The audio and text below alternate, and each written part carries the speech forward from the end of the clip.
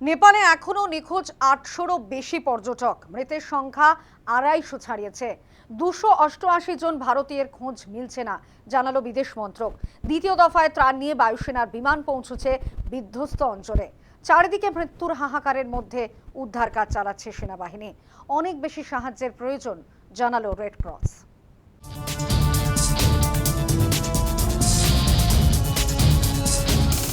যত সময় যাচ্ছে নেপাল বিপর্যয়ের ভয়াবহতা ততই বেশি করে সামনে আসছে। একটি সূত্রের খবর, ৮০০রও বেশি মানুষ এখনো নিখোঁজ। আশঙ্কা করা হচ্ছে ২০০র বেশি পর্যটকের মৃত্যু হয়েছে।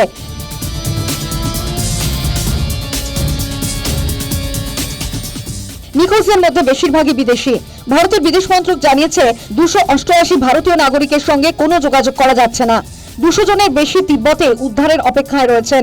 মানস সরোবরের উদ্দেশ্যে রওনা হওয়া ২১ ভারতীয় পর্যটককে উদ্ধার করা হয়েছে, জানিয়েছে বিদেশ মন্ত্রক। এদের সবাই তামিলনাড়ুর বাসিন্দা। একটি বিশেষ কন্ট্রোল রুম খোলার খবরও দিয়েছে বিদেশ মন্ত্রক।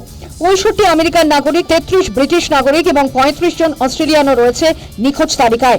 চীন জানিয়েছে ১০০রও বেশি চীনা নাগরিকের খোঁজ মিলছে না বিপর্যয়ের পর থেকে। তিব্বত সূত্রে খবর, ৫৫৮ তিব্বতী নাগরিক নিখোঁজ। তবে ৮০০ জনের মধ্যেই তারা রয়েছে নাকি আলাদা তা নিশ্চিত হয়নি। বিপর্যয়ের পরেই ভারতের প্রধানমন্ত্রী নরেন্দ্র মোদী নেপালের প্রধানমন্ত্রীর সঙ্গে ফোনে কথা বলেছিলেন। সমস্ত রকম সাহায্যের প্রতিশ্রুতি দিয়েছিলেন। ইতিমধ্যেই ২ দফায় ত্রাণ সামগ্রী নিয়ে বায়ুসেনার বিমান বিপর্যয়স্থলে পৌঁছেছে। এখনো পর্যন্ত ৪৭.৫ মেট্রিক টন ত্রাণ সামগ্রী পাঠানো হয়েছে। তার মধ্যে রয়েছে জরুরি ওষুধ, চিকিৎসা সামগ্রী, তাঁবু, ত্রিপল, কম্বল, ওয়াটারপ্রুফ শিট।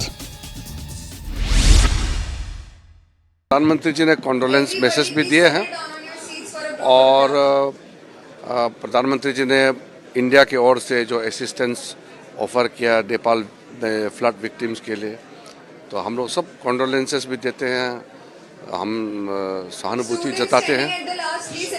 जो भी हमारा पड़ोसी देश हो या कहीं भी हो, जब ट्रेजेडी होते हैं तो हम लोग सब संवेदना प्रकट करते हैं, हम सब साथ खड़े हैं। আমেরিকান একটি স্যাটেলাইট ছবিতে ধরা পড়েছে বিপর্যয়ের আগেই একটি গ্লেসিয়ার ধসে পড়ে। মনে করা হচ্ছে এরপরেই বিপুল জলস্ফীতিতে ভেঙে পড়ে বাঁধ।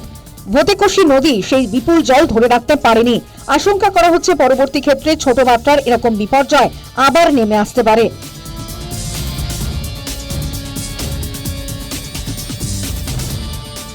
এখনো পর্যন্ত মূলত হেলিকপ্টারেই উদ্ধার কাজ চালানো হচ্ছে।